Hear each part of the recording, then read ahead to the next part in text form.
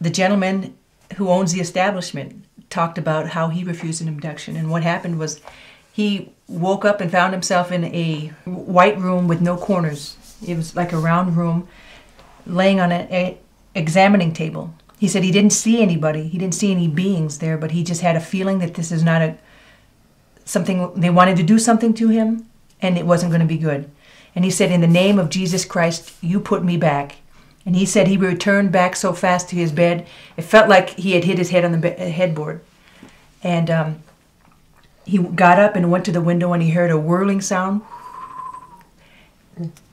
I don't think he saw anything at the time. No, I don't think he mentioned that he saw anything, but he did hear. Hear like a craft leaving or something. Yes. And there was another story which I find quite interesting, because it was a gentleman and his girlfriend. She was on the phone. She kind of witnessed it through the phone. He heard a sound. He was in his yard. He heard a sound in the woods, and he wanted to investigate. And she had this feeling, no, don't go. He goes, no, it'll be fine. I'm going to go check. And what he did notice that there were no stars in the sky, and the animal sounds. She used to hear. She would hear the crickets and stuff. She did not hear it. And he comes on the phone, or he's on the phone, and he says, Kelly, they're real. And she just had this she was frozen with fear for him. And she noticed that he was talking in slow motion. It was kind of like, he said when he recalled this, he was looking into the eyes of an alien. That's when he said, Kelly, they're real. And he's drawn a picture of that. Hopefully we can get that on the web. But first he said, what do I do? What do I do? And she said, tell them to give you your space. And that didn't work. And he said, he just thought, oh, I'm dead. So he said he did what he was taught in childhood, and he started to recite the Lord's Prayer. And he said right after that he was free and he could run. But what was very interesting is that he was looking into the red eyes of this alien, and he was moving closer, but he wasn't walking. He found when he snapped out of it, and when he said the Lord's Prayer, he was in the woods, and there was thick brush and everything. And he did not know that he was that far in. And he said when he was running, there's all this brush around him. So he didn't know how he got in, but he got out.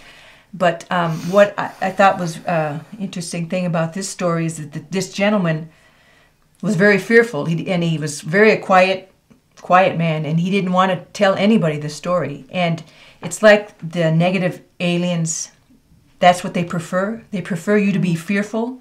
They prefer you not to say anything.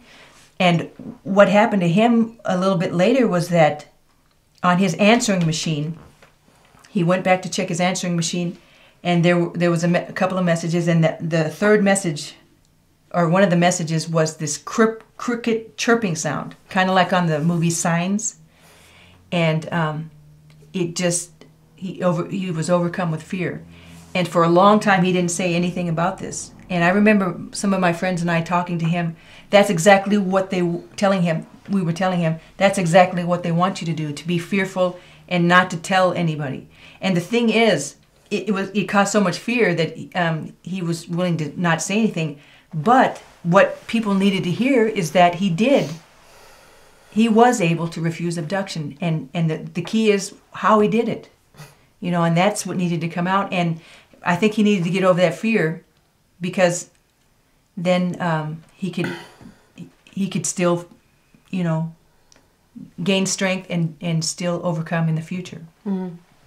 And by the courageous act that he did, but he got up and he talked and he told other people.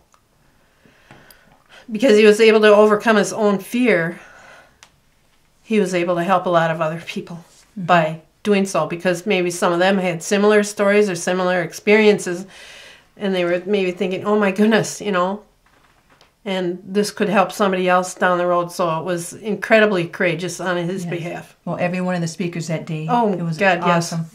Yes. And Kathy went online and found a website with even more examples? You want to? Yeah, that's the sleepparalysis.org website, and I'm just going to read a couple of the stories that I found on there.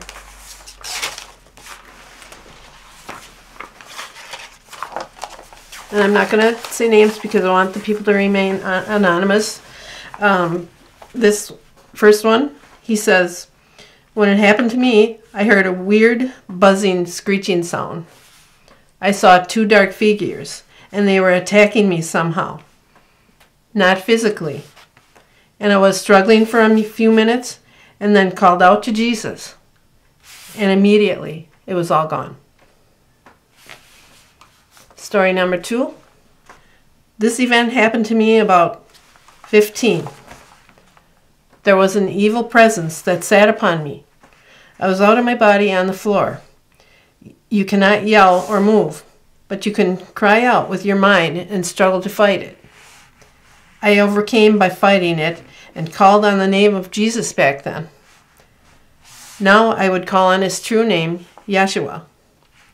My mom took me to a minister for deliverance, and I was told to play praise music at night because demons hate praise to Jesus. I did that until I was 20, and it worked.